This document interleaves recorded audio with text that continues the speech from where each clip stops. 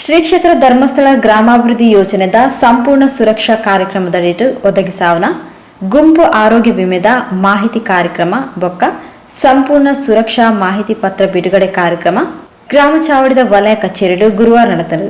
ಹರೇಕಳ ಶ್ರೀ ರಾಮಕೃಷ್ಣ ಪ್ರೌಢಶಾಲಾ ನಿವೃತ್ತ ಮುಖ್ಯೋಪಾಧ್ಯಾಯರು ಶ್ರೀ ರವೀಂದ್ರ ರೈ ಕಲಿಮಾರ್ ತುಡರ ಬೆಳಗಾದ ಕಾರ್ಯಕ್ರಮ ಉದೀಪನ ಮಲ್ತದ ಸುರಕ್ಷಾ ಮಾಹಿತಿ ಪತ್ರನ ಬಿಡುಗಡೆ ಮಲ್ತೇರು.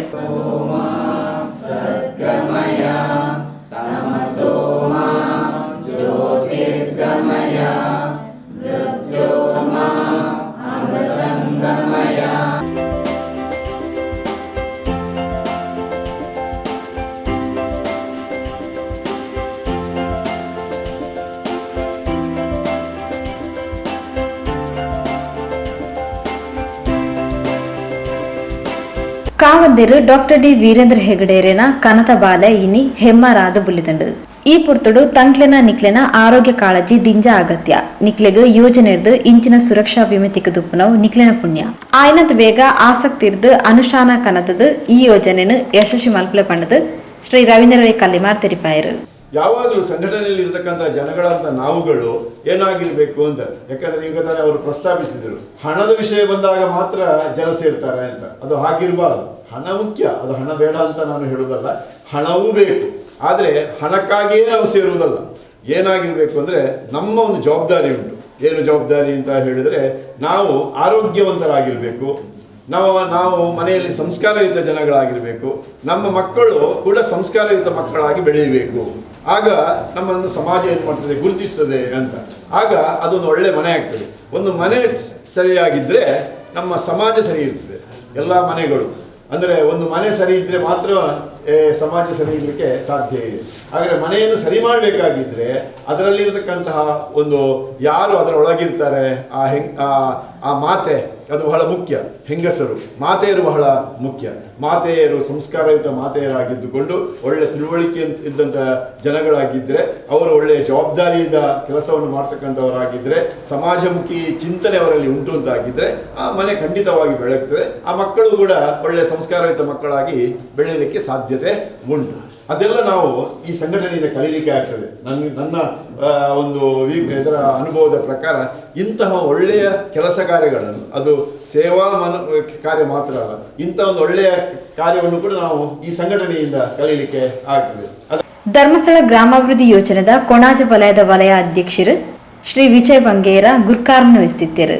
ಇನಿ ನಮ್ಮ ಮಾತಾ ಈ ನೇನು 100% ನಮ್ಮ ಈ ನೇನು ಸುರಕ್ಷಾ ನಿಮ್ಮ ಅನ್ಕೊಡ್ ಬಂತು ಮಾತಾಡಲ್ಲ ಮಾತಾ ಪದಾಧಿಕಾರಿಗಳ ಜನ ಸೇವಾ ಪ್ರತಿನಿಧಿಗಳ ಧರ್ಮಸ್ಥಳ ಗ್ರಾಮಾಭಿವೃದ್ಧಿ ಯೋಜನೆ ಕೊಣಾಜಿ ವಲಯದ ಮೇಲ್ವಿಚಾರಕರು ಶ್ರೀ ಅಣ್ಣಪ್ಪ PS ಗುಂಪು ಸದಸ್ಯರಿಗೂ ಸಂಪೂರ್ಣ ಸುರಕ್ಷಾ ಯೋಜನೆದ ಮಾಹಿತಿ ಕೊರಿಯರು. ಅವರಿಗೆ ಒಂದು ಅಂಗಕ್ಕೆ 5,000 ಅಥವಾ 2 ಅಂಗ ಏನಾದರೂ ಹೆಚ್ಚು ಕಡಿಮೆ ಮಾಡ್ಕೊಂಡು ಅವರಿಗೆ 10,000 ಬೆನಿಫಿಟ್ ಸುರಕ್ಷದಲ್ಲಿ ಸಿಗ್ತದೆ.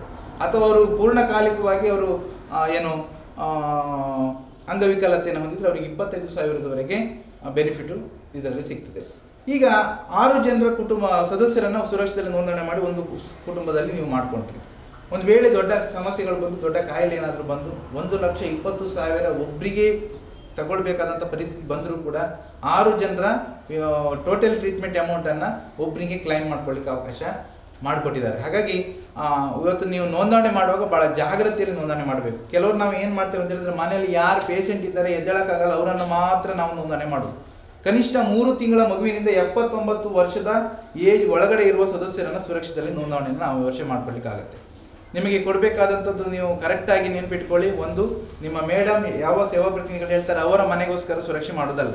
ಎಷ್ಟೋ ಜನ ನಾವು ರೈಲು ಹೋದ ಮೇಲೆ ಟಿಕೆಟ್ ತಗೊಳ್ಳುವಂಥ ಪ್ರಸಂಗಗಳನ್ನು ನಾವು ಕಾಣ್ತೇವೆ. ಏನಂತ ಹೇಳಿದ್ರೆ, ಹಾಸ್ಪಿಟ್ಲಿಗೆ ಅಡ್ಮಿಟ್ ಆದ ನಂತರ ಇದೊಂದು ಶಾರ್ಟ್ ಪೀರಿಯಡಲ್ಲಿ ಆಗಬೇಕು. ಈಗ ಮಾರ್ಚ್ 10 ಒಳಗಡೆ ಸುರಕ್ಷೆ ನೋಂದಣಿ ಮಾಡಿ ಕಂಪ್ಲೀಟ್ ಮಾಡಿ ನಾವು ಅಪ್ಲೋಡ್ ಮಾಡಲಿಕ್ಕಿದೆ. ನಿಮಗೆ ಕಳೆದ ವರ್ಷ ನಿಮಗೆ ಗೊತ್ತಿರ್ಬೋದು, ಕಳೆದ ವರ್ಷ ಮಾರ್ಚ್ 23ಕ್ಕೆ ಲಾಕ್ಡೌನ್ ಆಗ್ತದೆ. ಸುರಕ್ಷಾ ನೋಂದಣಿ ಆಗಿ ನಾವು ಅದನ್ನು ಅಪ್ಲೋಡ್ ಮಾಡಿರಲಿಲ್ಲ. ಆದರೂ ಕೂಡ ಏಪ್ರಿಲ್ 1ರಿಂದ ಟ್ರೀಟ್ಮೆಂಟ್ ಪ್ರಾರಂಭ ಆಗ್ತದೆ. ಏಪ್ರಿಲ್ 1ರಿಂದ ಮಾರ್ಚ್ 31ರ ಮಧ್ಯರಾತ್ರಿವರೆಗೆ ಸುರಕ್ಷಾ ಚಾಲ್ತಿಯಲ್ಲಿರ್ತದೆ, 1 ವರ್ಷಗಳ ಕಾಲ. ಕೋಣಾಜಿ ಗ್ರಾಮ ಪಂಚಾಯತ್ ಸದಸ್ಯರು ಶ್ರೀಮತಿ ಶಶಿಕಲಾ ಮಲ್ಲಬಿನಿರಾದು ಪಾಲ್ಪಡೆದಿದ್ದರು. ವಲಯದ ಸೇವಾ ಪ್ರತಿನಿಧಿಗಳು ಶ್ರೀ ಲೋಕೇಶ್, ಶ್ರೀ ಮಾಧವ, ಶ್ರೀ ಚಿತ್ತರಂಜನ್, ಶ್ರೀಮತಿ ಸವಿತಾ, ಶ್ರೀಮತಿ ಲೋಲಾಕ್ಷಿ, ಶ್ರೀಮತಿ ಜಲಜಾ, ಶ್ರೀಮತಿ ಯಮುನಾ ಕಾರ್ಯಕ್ರಮದ ಪಾಲ್ಪಡೆದಿದ್ದರು. ವಲಯ ಸೇವಾ ಪ್ರತಿನಿಧಿಗಳು ಶ್ರೀ ರಾಜೀವ್ ಸಭೆ ನೆತ್ಕೊಂಡೇರು. ನೌಷದ್ ಕೊಣಾಜೆ ಸಭೆ ಸುಧಾರಿಕೆ ಮಂತೇರು. ಶ್ರೀಮತಿ ಲತಾ ಸೊಲ್ಮೆ ಸಂದಾಯರು.